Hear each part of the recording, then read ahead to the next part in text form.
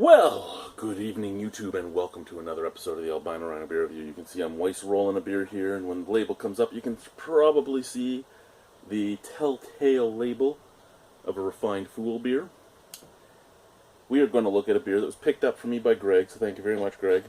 This is My Cousin Knows the Drummer, and it's a Hefe at 5% alcohol.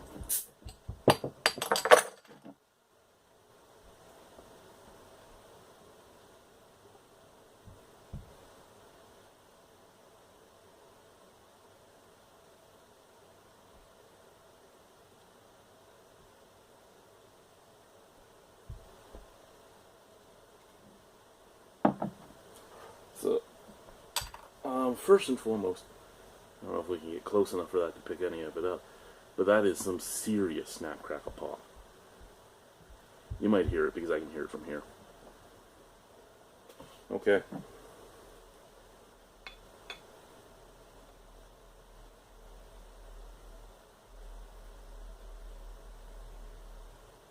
I really do appreciate having friends that will think of me and my channel when they're visiting places. I mean, they send me a message, hey, have you had these beers?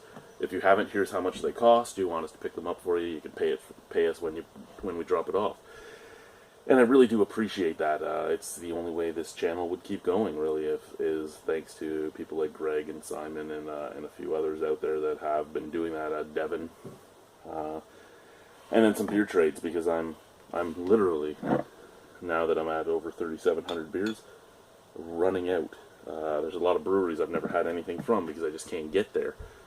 And I wouldn't have anything from if I didn't have these guys working with me. So thank you very much, guys. A lot darker than a lot of wheat beers I'm used to. I mean, it doesn't have that straw color. It kind of has that, like, just orangey yellow, super thick. Like, I can't see anything through it. It's not even changing the color of the beer when I touch the cup. That's how thick it is. Head, bright white, fading real fast. Real big snap, crackle, pop in there.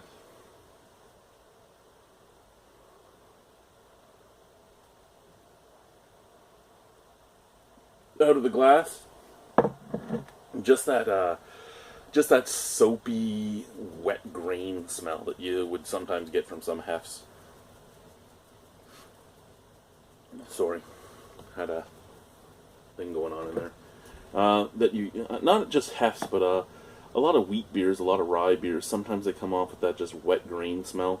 This one has that, as well as the soapiness from the head. Now if I went to the bottle,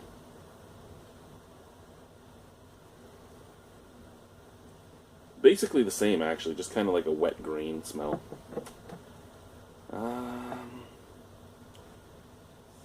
Just about time to break into this beer. I gotta break into this beer. So let's do that. Let's break into the beer. Cheers.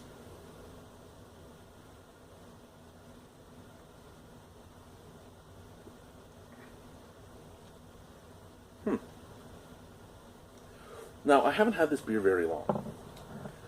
And this was one I wasn't sure when I was going to get to it, so I put it in the fridge. So it has been taken care of. It's a little tart. It's a little tart.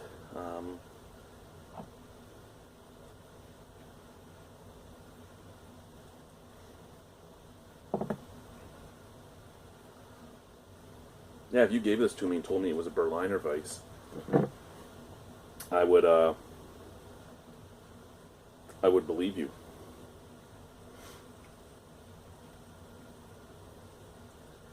As a Hefe, other than being tart, it's actually a good Hefe.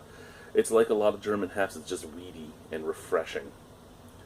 Grainy, weedy, slightly sweet, slightly drying breadiness on the back end.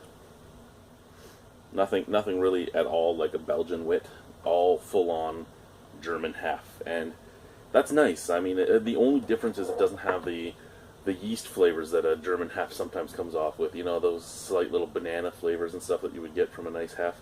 Not getting that on this. Now, mixed with that weedy flavor is just a sourness.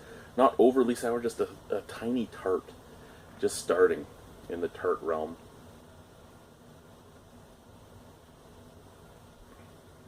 Yeah.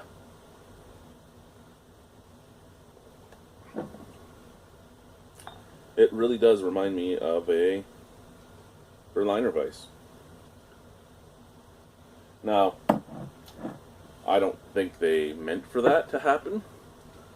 I know when he bought it, it wasn't that old, so I don't think it happened naturally. Maybe there was a little bit of wild yeast in there. Maybe everything wasn't as sanitized as it could be. I mean, everybody makes mistakes, or maybe it just turned. Maybe something happened in the 2 hours it took to get from where Greg lives to my house. I don't know. I just know that of all the beers he brought me, even all the beers from Refined Fool, this is the only one with the tart taste. I mean, even the mild didn't come off with it. So I don't know what to think of this other than maybe it was meant to be a Goza or a Berliner Weiss, and they just said it was a Hefe because that's what they wanted it to be. Or maybe it turned. Either way, it's still a good beer. I actually enjoy it. I think I enjoy it more with that slight touch of sour because it just makes it even more refreshing than I would have enjoyed it if it wasn't that slight touch of sour. Out of 10 on this, I would probably give this a 7.75 out of 10. Now, if I was rating it as a Hefe, I'd probably give it a 4 because that tart isn't supposed to be there. But as a beer on its own, it's very nice. Thank you, Greg. Thank you to the guys from Refined Fool. Cheerio.